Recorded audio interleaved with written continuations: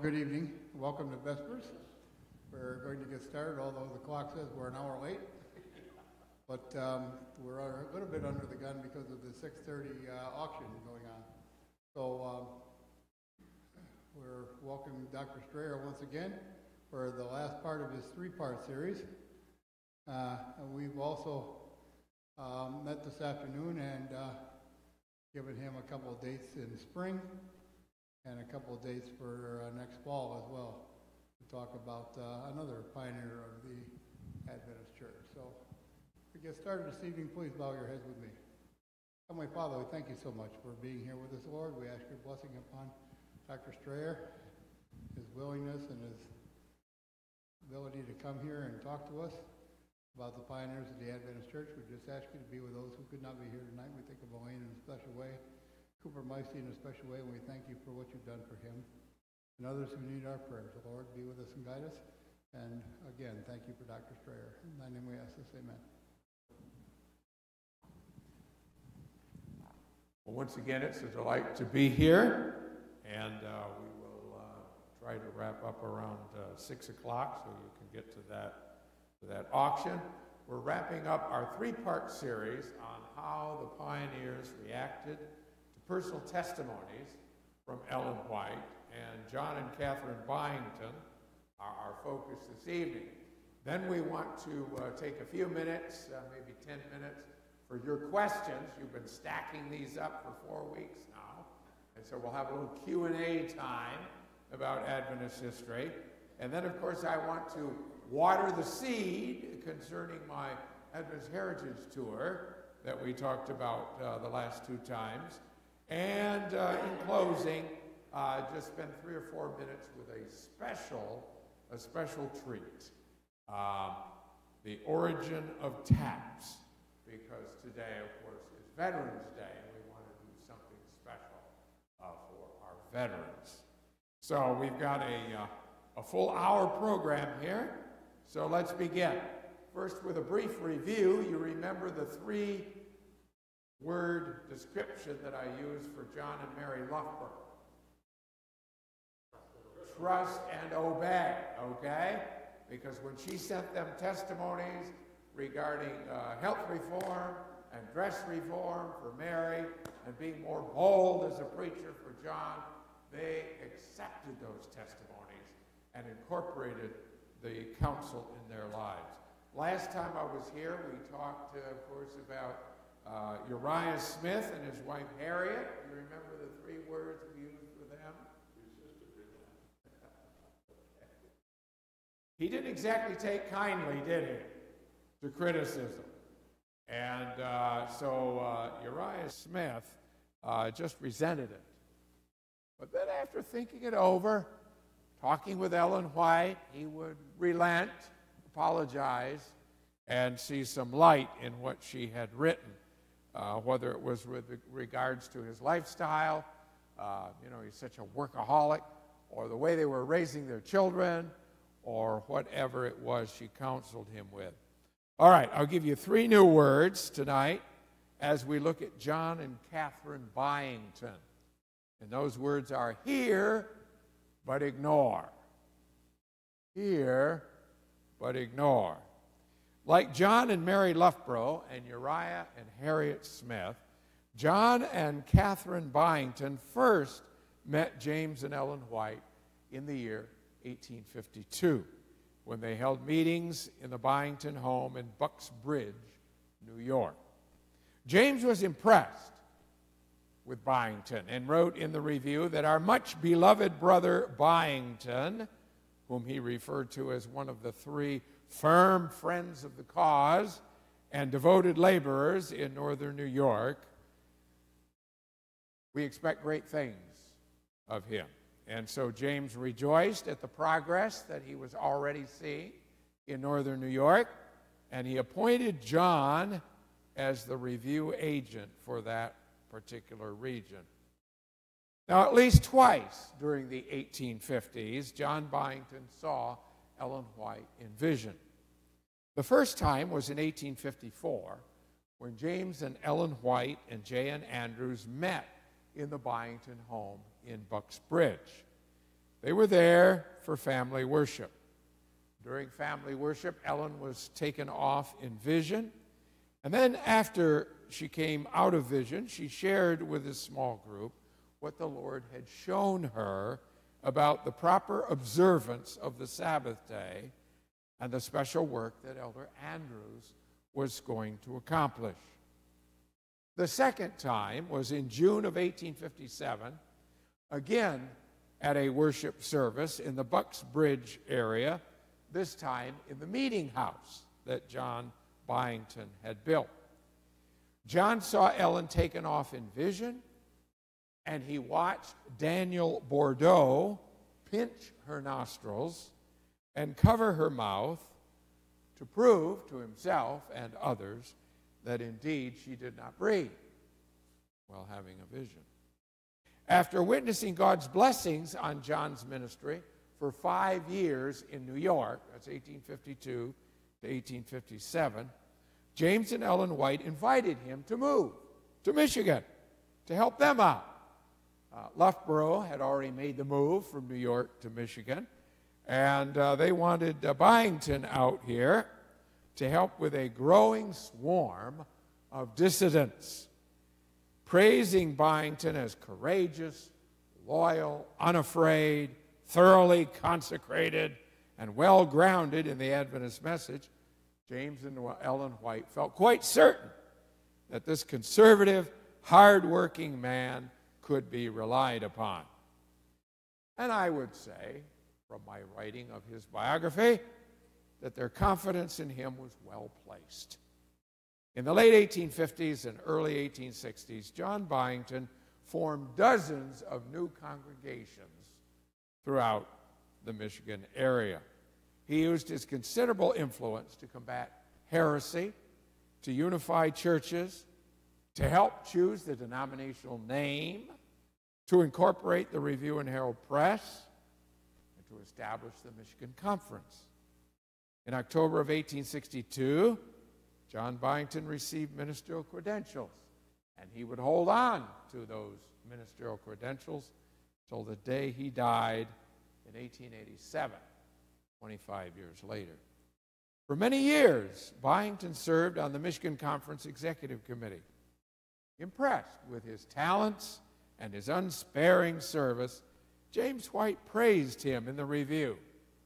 And these are James White's words: "His age and experience makes him an invaluable laborer in the cause. He has fought the battles of life well.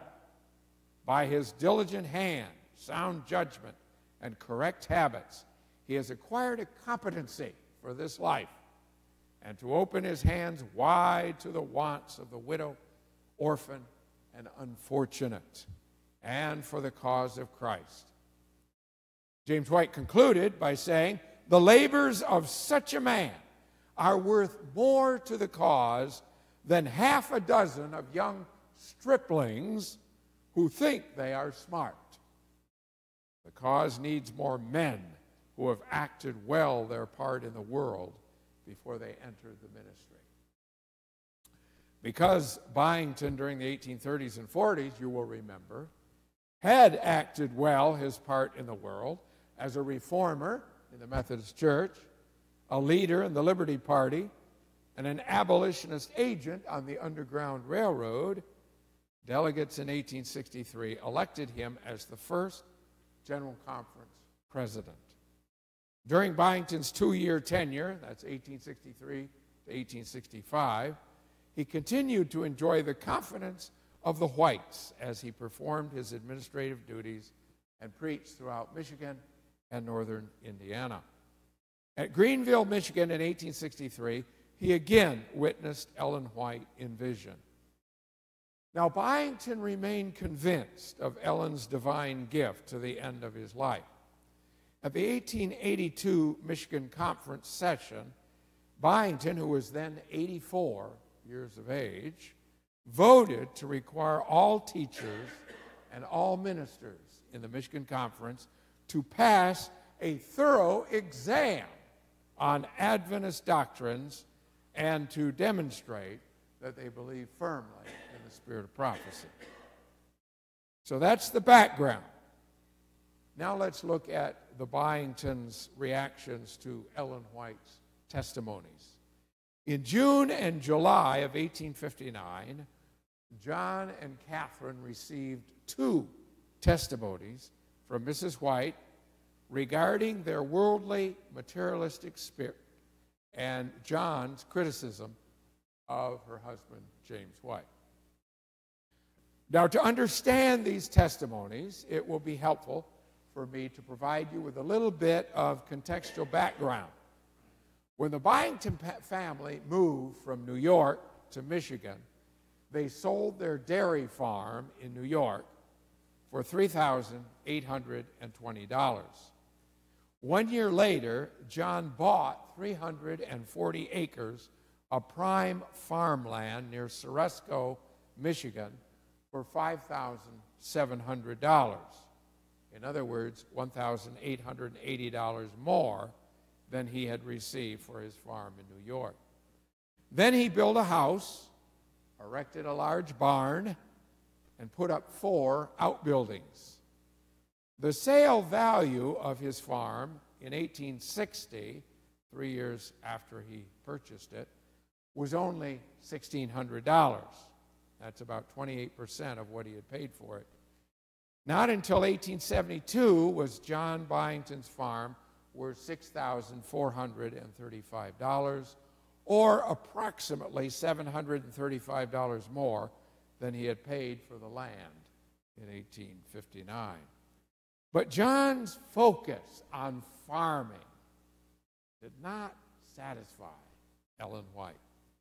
In June and July of 1859, she sent him these 2 testimonies which basically accused him of loving the world.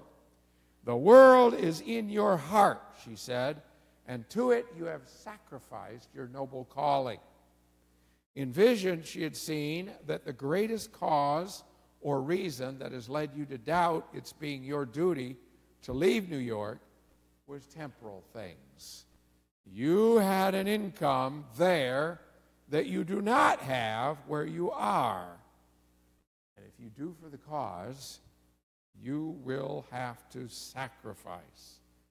As yet, you have not known what it is to sacrifice. Alluding to Job's experience in the Bible, she asked John Byington the question, who gave you what you have?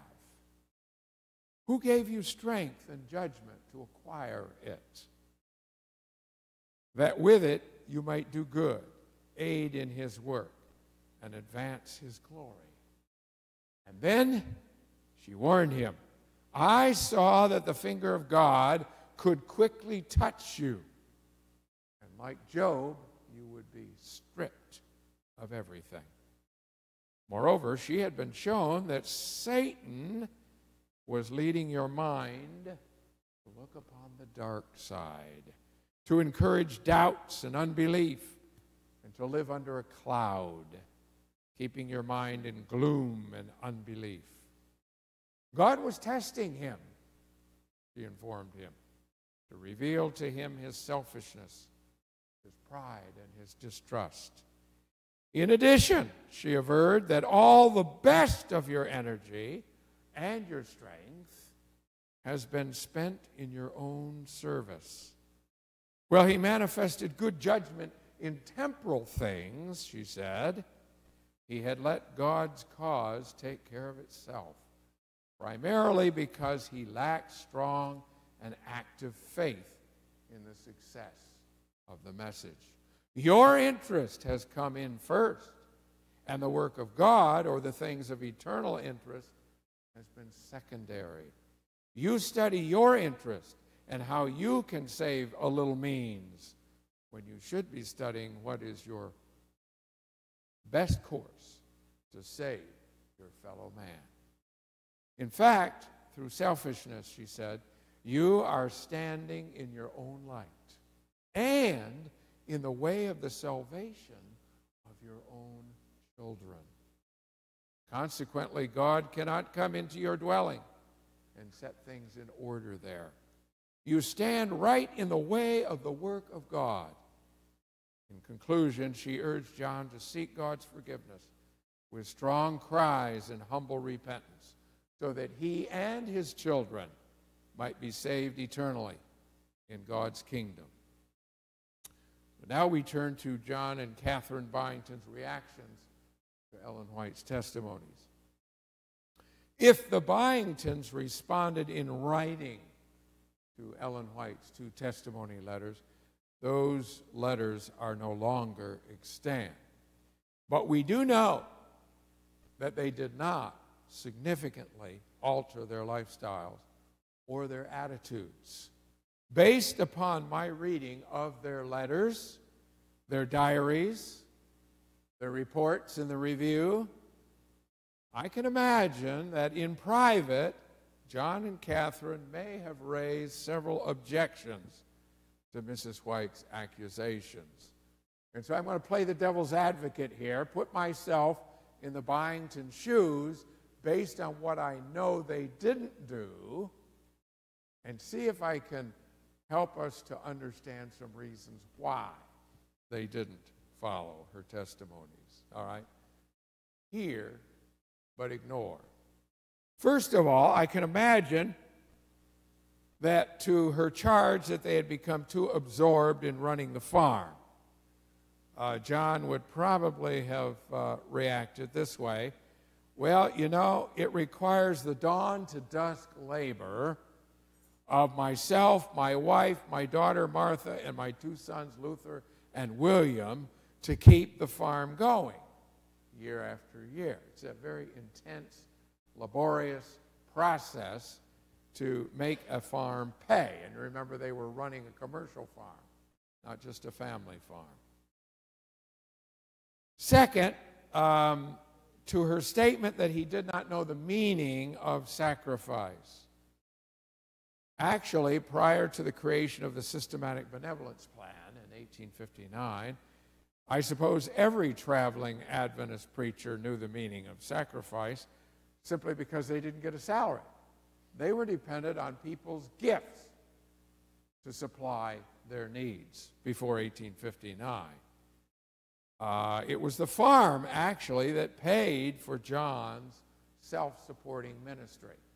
The money they brought in from the sale of their crops, the sale of butter, and other items paid for John to go out on the road without any salary. He never received a salary from the Michigan Conference or from the General Conference. Third, that he was neglecting his religious duties to spread the gospel message. John probably would have reminded her that he was on the preaching trail every weekend, every Sabbath, every Sunday he went out. Often during the week, he would go out after the farm work was done to preach, organize local churches, baptize new converts, ordain local elders and deacons, distribute Adventist literature. But Ellen White wanted him to do all that full-time, not part-time, not half-time. Now, when her testimonies arrived in the Byington mailbox in 1859, Byington was actually at a low point in his life and in his career. He was suffering from physical illnesses. He was actually in a state of depression, although he probably didn't recognize it at the time. But his diary does reveal what I would call depression. And these physical and emotional, psychological problems had severely curtailed his ministerial efforts. Now, as far as the fourth statement that he was jeopardizing his children's salvation, that's kind of 6 of one, half a dozen of the other. It is true that not all of John and Catherine's children became Sabbath-keeping Adventists. The first 2, Laura and Teresa, you may recall, died in 1852 before their parents became converted to Adventism. They were killed by disease. Luther and William Byington never became Seventh-day Adventists. But 3 of his children, Caroline, Fletcher, and Martha, became very strong Adventists and indeed spent the rest of their lives working for the church. Well, any discussion of the Byingtons' possible reaction to Ellen White's testimonies must, of course, be speculative. John's deeply felt guilt, his sense of guilt at not following Ellen White's counsel, was very real. Often in his diaries, we read phrases and expressions like this: I fear I do too little for the Lord. I see the danger of my mind being too much taken up with building. Torn between family duties and God's call to full-time ministry, Elder Byington remained a conflicted man throughout the rest of his life. Now let's look at some of the factors in our third part, some of the reasons why John and Catherine Byington are in this hear but ignore camp. Born in 1798, at the tail end of what we call the 18th century Enlightenment, John Byington, like Uriah Smith we talked about last month, valued reason, logic, science, and common sense. His Yankee hard work ethic also made him a successful farmer, reformer, and church administrator.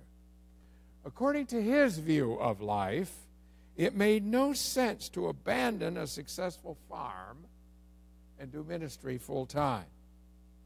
But by trying to be both a commercial farmer and a minister, he was, as we say, burning the candle at both ends. And he paid the price in a lifetime of pain and illness for doing so.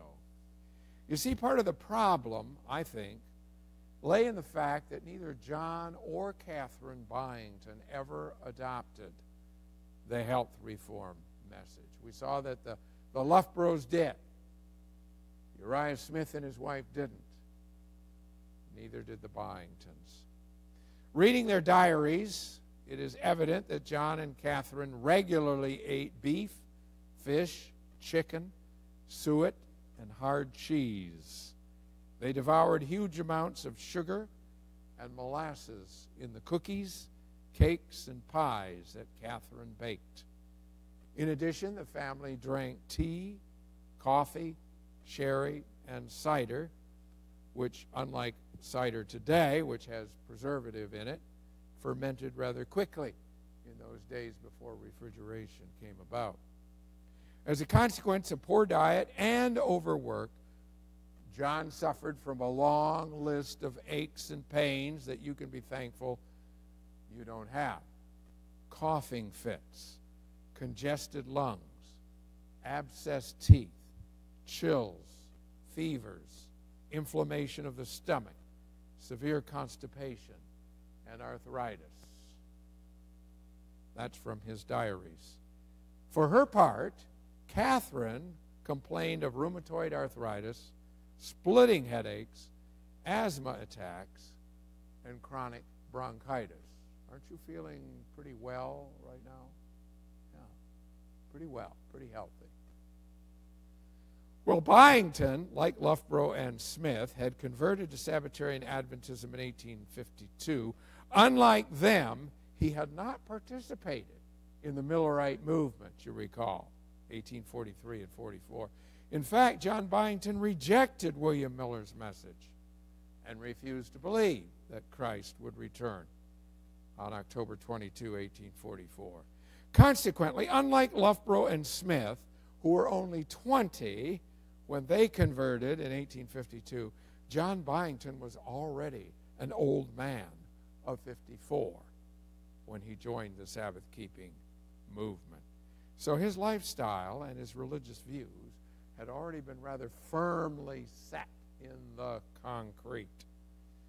In conclusion, I would like to suggest several factors to explain the different reactions of the Loughboroughs, the Smiths, and the Byingtons to Ellen White's testimonies.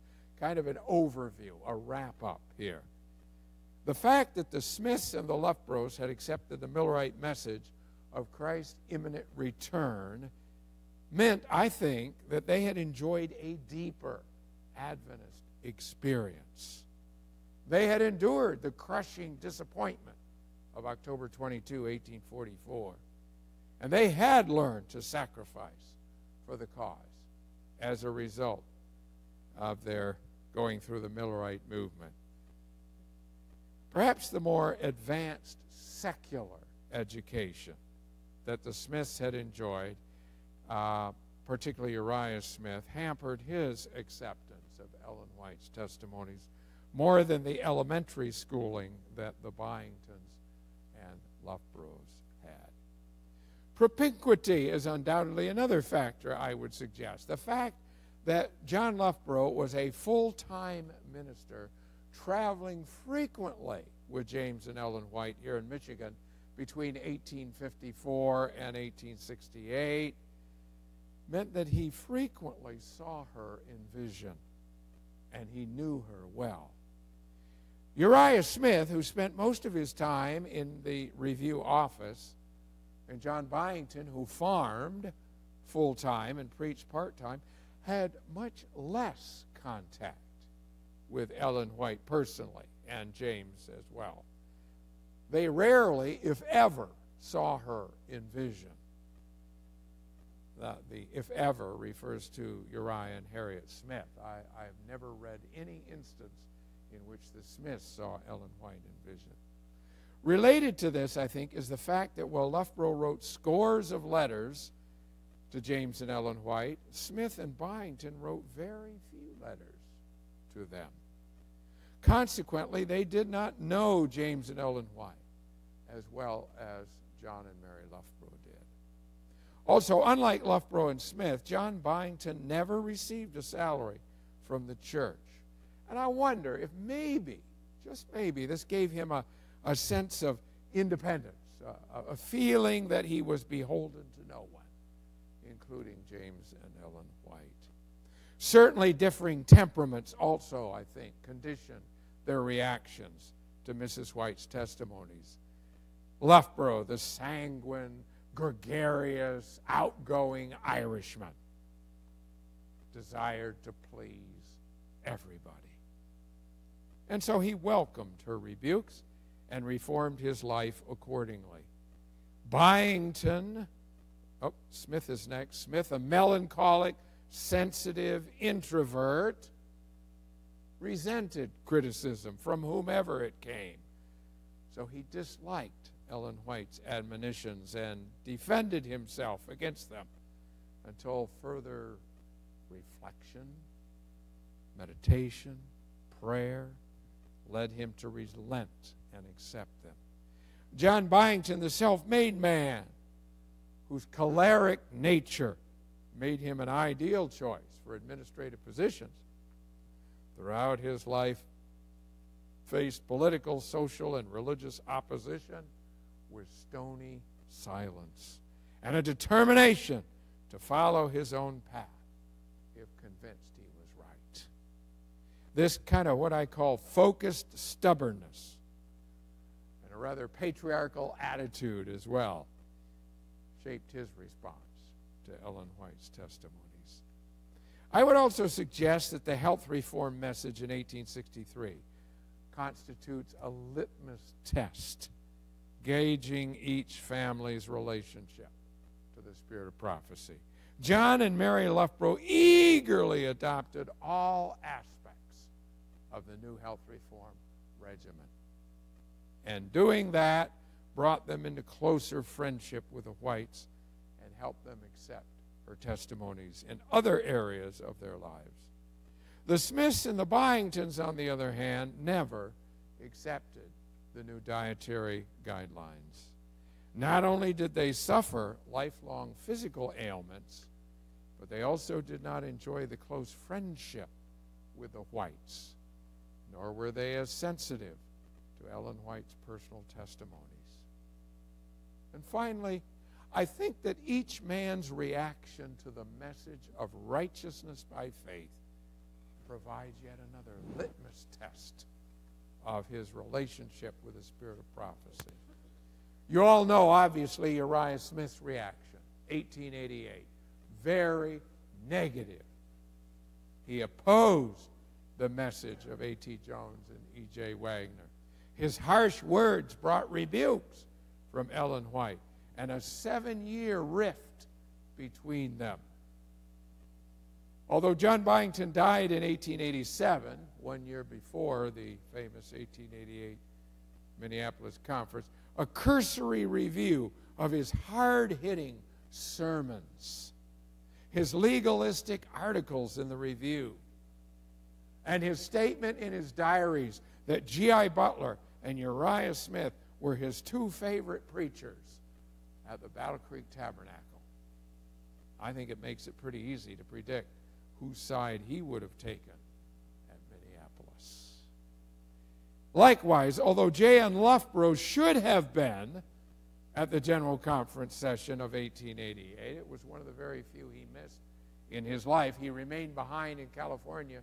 He was kind of leading the fight against Sunday blue laws. The Blair bill, Senator Blair's bill, was sweeping the country, and Loughborough stayed behind to fight against Sunday blue laws in California.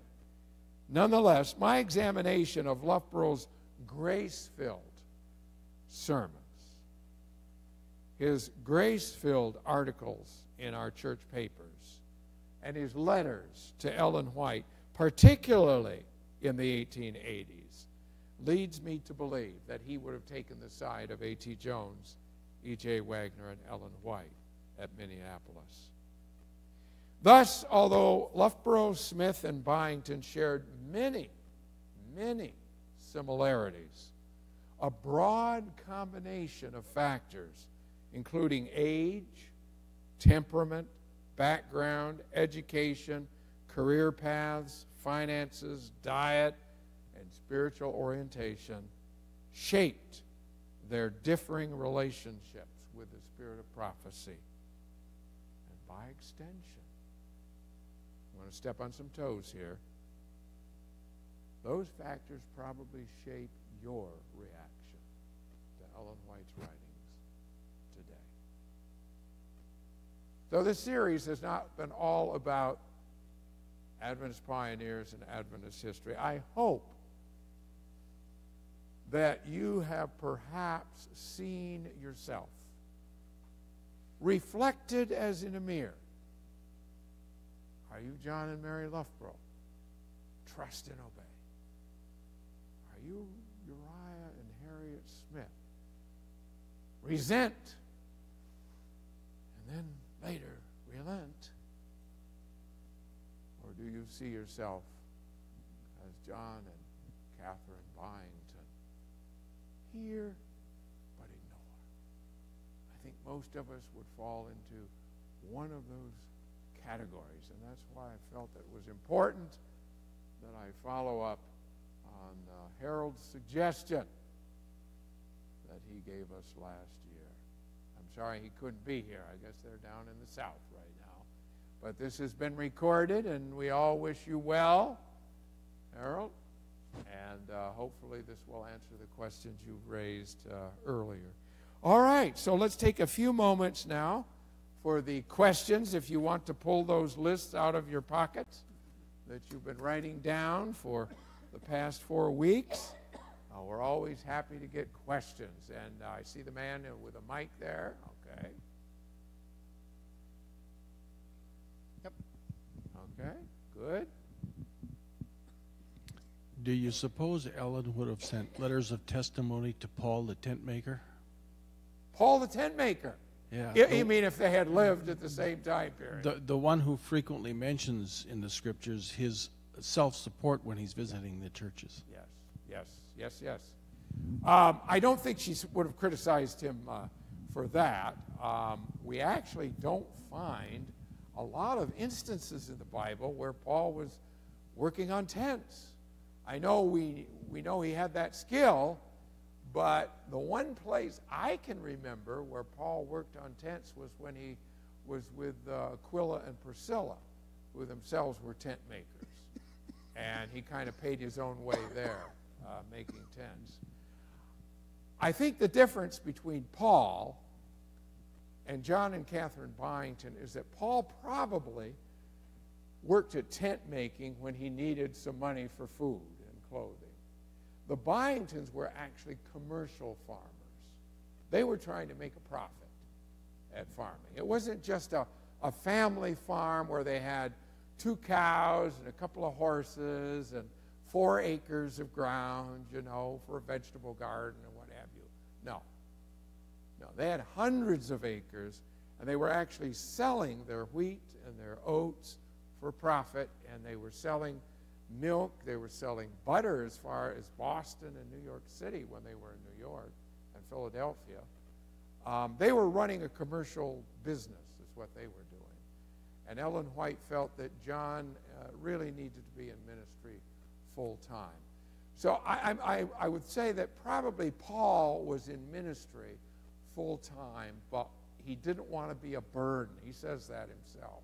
He didn't want to be a burden. So if he was lacking money for travel expenses or food or clothing or something, you know, he'd go back to tent making. Sort of like the disciples would occasionally go back to fishing, I guess. But they didn't do it full time, and they weren't out to make a profit at it, just to kind of support themselves. You stuck your hand up again. Do you have a follow-up? Well, yeah, I was just... Yeah.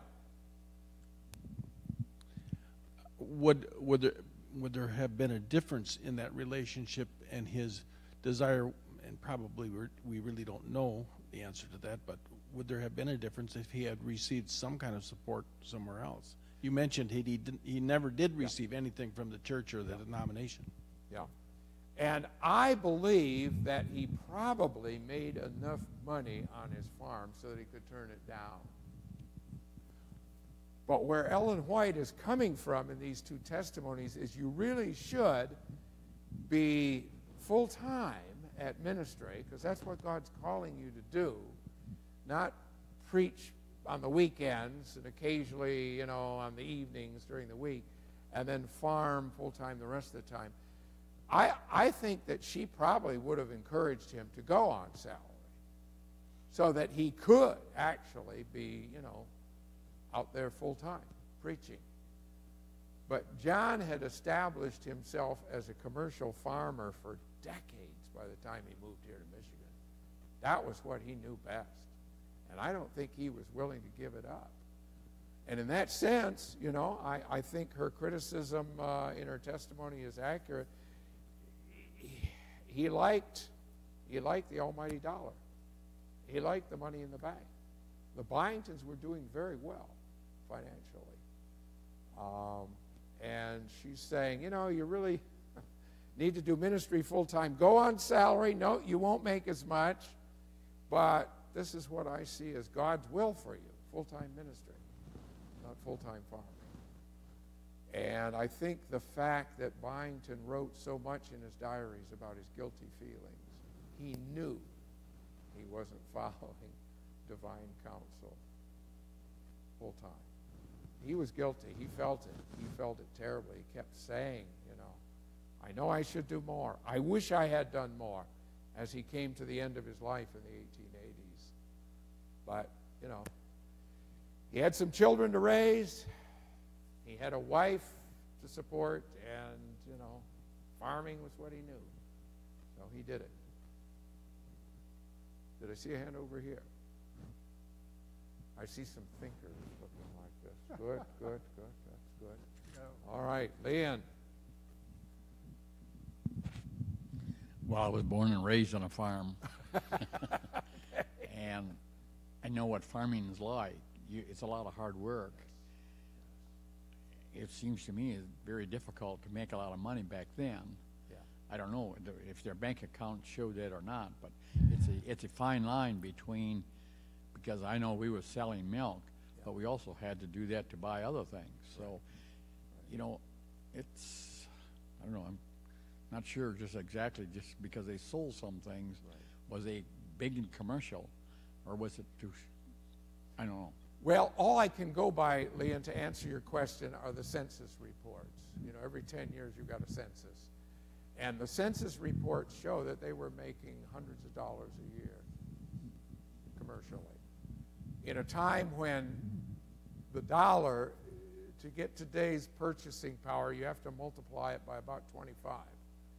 So, you know, even if they made $100 a year profit, that'd be like $2,500 now in our money. And they were selling butter and cheese to Boston, New York City, and Philadelphia. That's pretty, you know, those are big commercial centers, even in the 19th century. And then probably more locally, they would trade, barter, or sell grain, milk, and other things. Catherine Byington was also a very skilled seamstress, and she would make, you know, gloves, mittens, hats, and sell those as well. So they made a pretty good commercial go of things. He had a huge barn, you know, full of equipment and hay and straw and what have you. And he had the help, you know, not only of his sons, but as they grew up, their children, his grandchildren, would come and work on the farm. And then the Byingtons typically hired 2 and sometimes 3 young people to come and work on the farm. So it was a big commercial going concern as far as I can tell.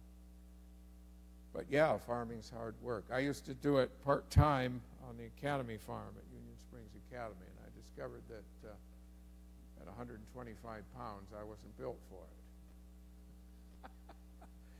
There were some Academy boys who could lift. I kid you not, I saw them do it.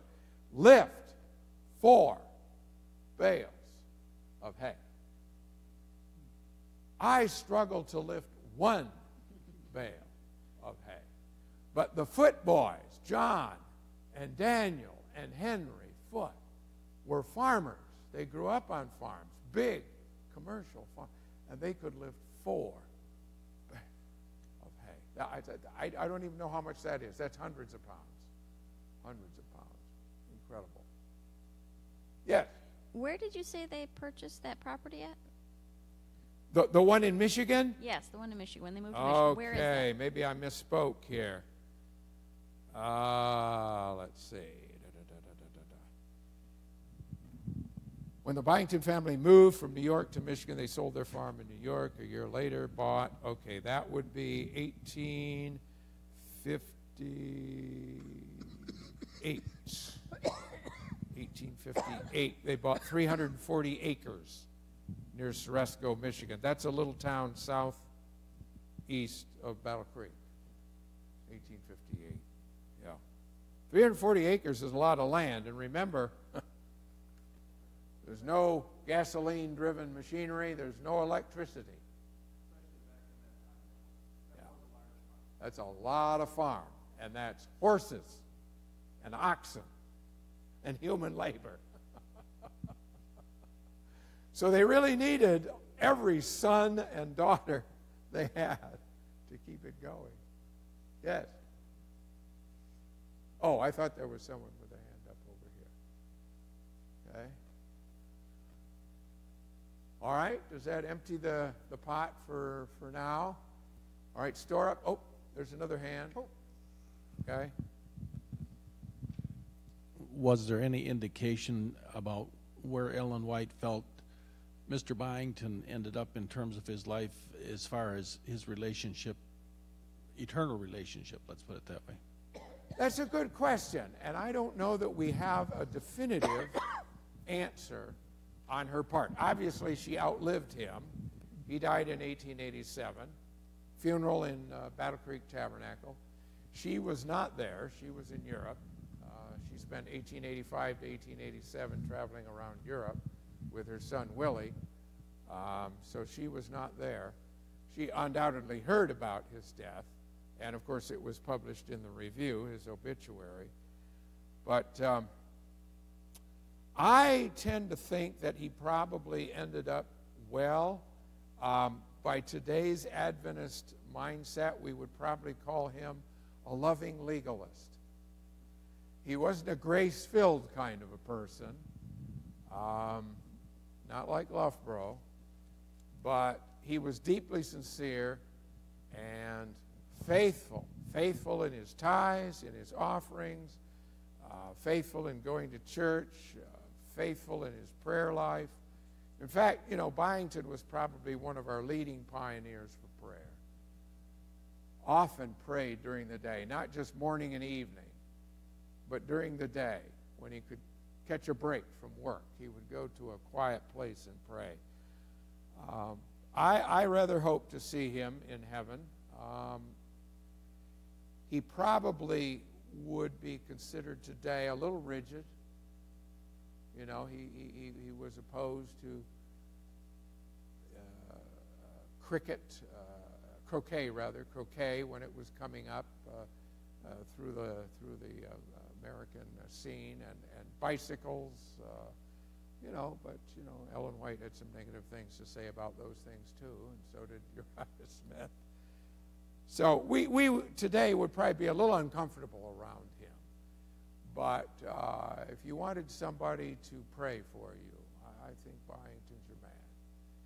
A deep, sincere Christian prayer life, always. So in the balances, I think in the end, probably for his spiritual life, he probably came out okay. He could have done better with his physical life if he had adopted the health reform message, that's for sure. He suffered a lot of pain and discomfort throughout his life for that diet that they were on. But, you know, he just never came across the line. Again, you know, converted in 1852, and then the health message comes along in 1863. By that time, he's 65 years old. You remember what you were like at 65? No, you don't. We're pretty set in our ways, aren't we, by 65? Yes, Jim.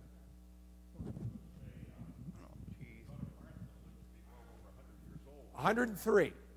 103. She died in 1937, in fact. Yes. But Martha was the only vegetarian in the family.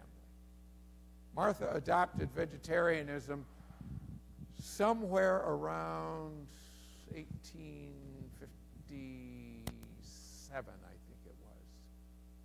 And it may have been due to the fact that when she and her father made their first trip to Michigan, they stayed with James and Ellen White, and Martha Byington often stayed with the Whites, boarded with them.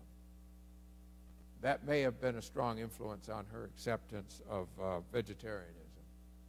Nobody else in the family did that. And when Martha married George Amadon, the Amadon family became vegetarians as well. All right, moving on to phase 2. How many of you did not receive one of these brochures either in September or October? You never got one. Okay? All right, let's give one to Leon here. I want to give a little more water to the seed that I planted in September and October. You remember in September, I talked to you about the reasonable expense, okay? You know, we're talking about under $1,000 for a 9-day tour. That's about $100 a day for everything, for food, for bus, for entrance fees anywhere, for lecture materials, et cetera, et cetera. Every tour that I have taken anywhere else in America, or Europe for that matter, has been between $300 and $500 a day. A day. I'm going on one in a week that's going to be about $300 a day.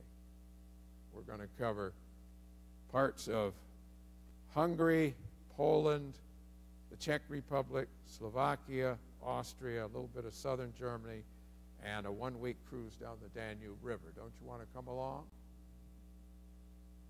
And that's about $3,500. So expense-wise, this is dirt cheap. This is bottom of the line. Okay?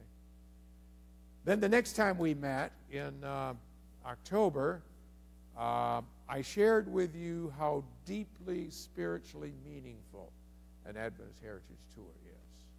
I got a little emotional. I'm sorry about that. That wasn't planned. But when you stand there at the desk where William Miller wrote his pamphlets on the second coming of Christ. It's a meaningful, moving experience. When you stand there by the desk where Joseph Bates wrote his Sabbath tract that convicted and converted James and Ellen White to the Seventh-day Sabbath, it's a deeply moving experience. When you kneel and pray in the granary of the Edson barn, which is still there, and know that the sanctuary message came to them after prayer as they opened their Bibles to Hebrews 9 and 11. That's a deeply moving experience. When you wash one another's feet on Ascension Rock at the Miller House or in the chapel, it's a deeply spiritual experience. You won't get that on any other tour. Today I want to add some further water by saying that we limit this tour to 35. All right? You're going to be among the remnant. You go on any other, this tour I'm taking in a week, there's probably going to be about 150 people on it. That's about what you put on a riverboat in Europe. You go on a Caribbean cruise, 5,000 people on a ship, right? They'll take the whole town of Berrien Springs, and half of them will get sick. Well, it has happened on the Carnival cruises, hasn't it? No. 35 people.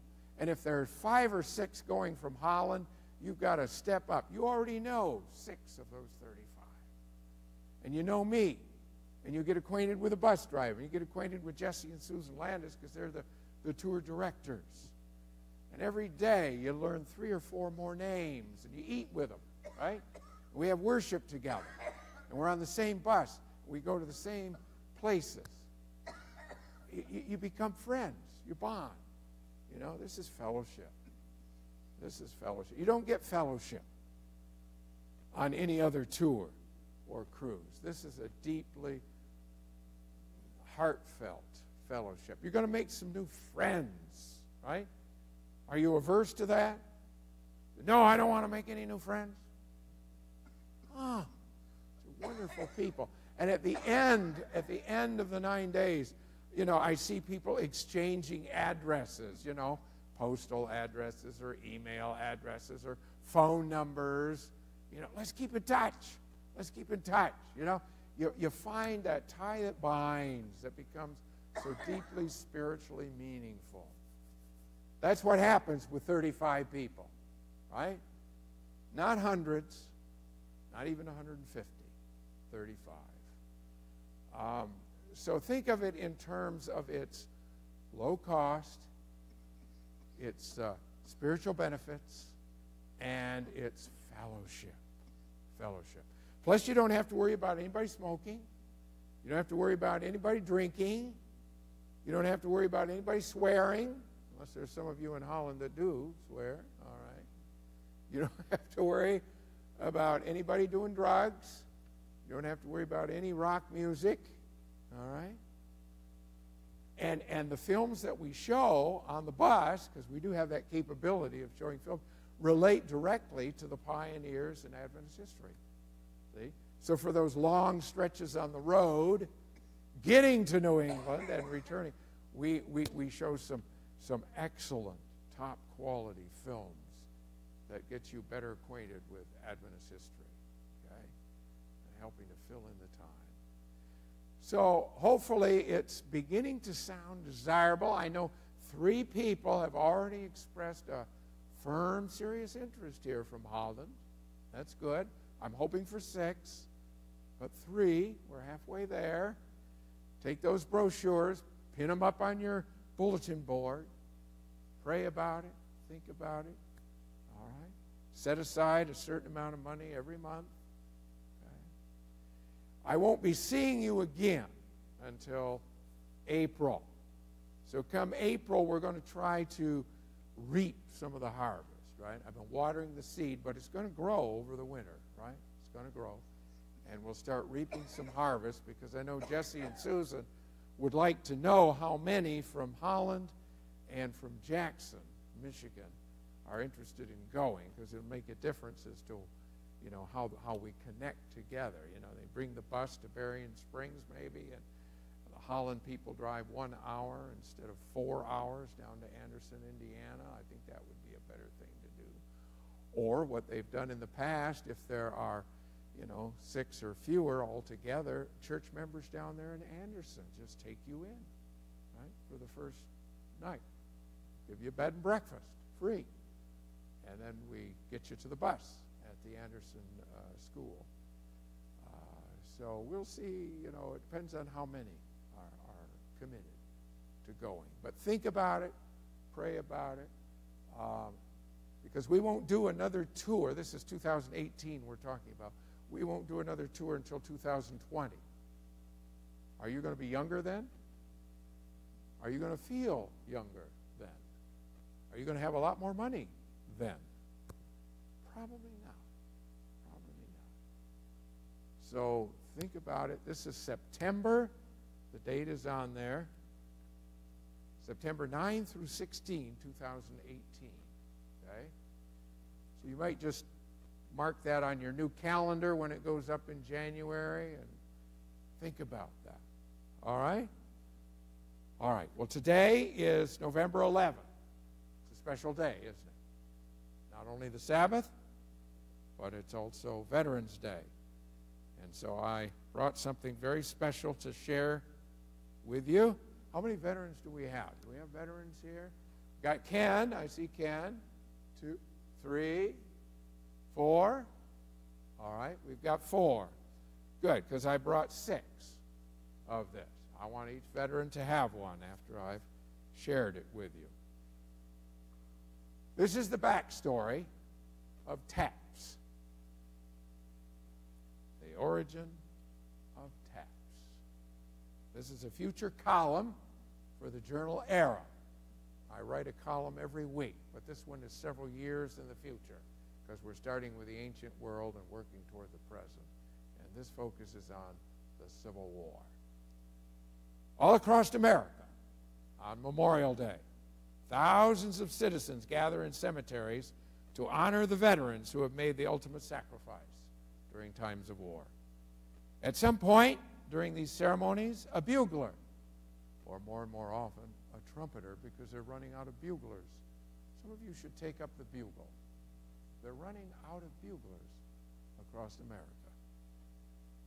We'll play the haunting notes of taps. Likewise, at all military funerals, a bugler plays taps. Why? In 1862, during the American Civil War, the Union Army faced the Confederate Army across a little creek near Harrison's Landing, Virginia. During the night, Captain Ellicombe with the Union troops heard the moans of a soldier who lay severely wounded on the field not far away. The captain decided to risk his life and to bring this stricken man back for medical attention. Crawling on his stomach to avoid snipers, the captain reached the stricken soldier and began pulling him toward his own encampment. When he finally reached the campfires on the outskirts of his own lines, he discovered to his surprise that the man, who by now had died, was actually a rebel soldier. The captain lit a lantern and suddenly caught his breath and went numb with shock. In the dim light, he saw the face of the soldier. It was his own son. The boy had been studying music in the South when the war broke out. Without telling his father, he had enlisted with his cousins in the Confederate Army. The following morning, heartbroken, Captain Ellicombe asked his superior's permission to give his son a full military burial, despite his enemy status. His request was only partially granted. The captain had asked if he could have a group of Army band members play a funeral dirge for his son. That request was turned down, since after all, the son was a rebel soldier. However, out of respect for the father, his superiors allowed him to choose one musician. Captain Ellicombe chose a bugler. He asked the bugler to play a series of notes that he had found on a piece of paper in the pocket of his dead son's uniform. The haunting melody and words we now know as taps were written on that piece of paper. They read, "Day is done, gone the sun. From the lakes, from the hills, from the sky, all is well. Safely rest. God is nigh. Fading light dims the sight, and a star gems the sky, gleaming bright. All is well. Safely rest. God is nigh. From afar, all our days, neath the sun, neath the stars, neath the sky, as we go, this we know, God is nigh." In other words, the boy had been writing those words as he lay dying.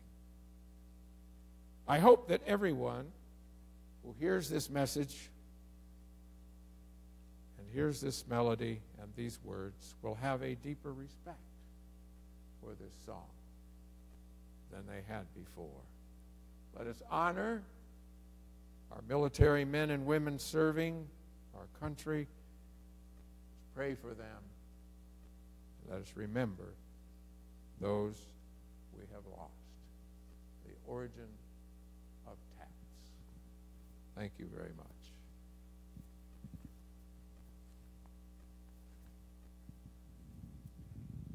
Once again, thank you, Dr. Strayer, for coming.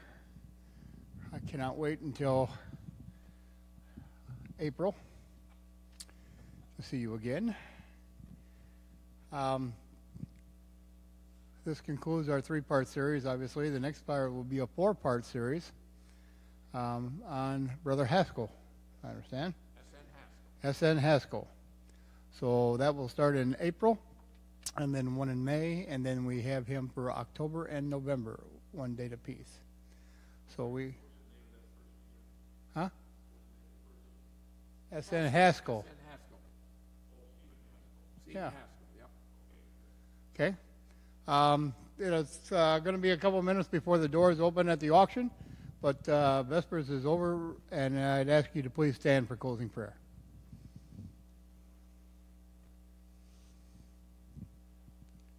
Heavenly Father, we once again thank you for Dr. Strayer and the information he brings to us, Lord. It's always nice to know about the heritage of your religion, how it was formed. We look forward to a night at the auction, Lord. We ask you to be with us and guide our path. Be with those who cannot be here tonight, Lord. You know who they are, and we just thank you for everything you've done for us. Be with us and guide us now as we go our separate ways. In thy name we ask this, amen. Thank you all. Good night. Oh, if there's somebody who could, the good doctor here, being a professor, would like a, we'll pass these out to the veterans. The veterans. But the good doctor, if somebody could, would like a tour of the school.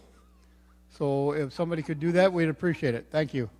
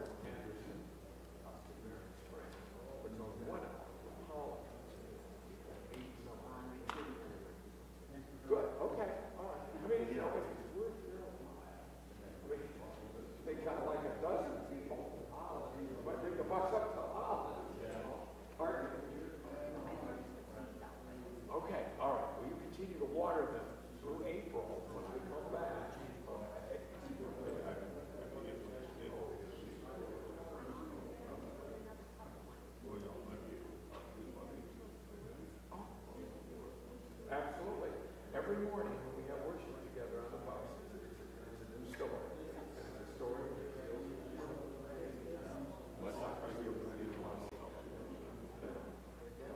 Oh, thank you. All right. You already got rid of your hardware? Yeah. Yeah, good. And of course, they can make other copies that are more veterans in church tonight. Yeah.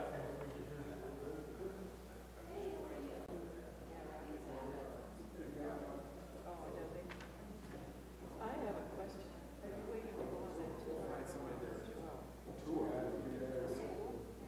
Oh, well, They won't start until you come anyway. okay, I'll get over there. I'll make it real quick.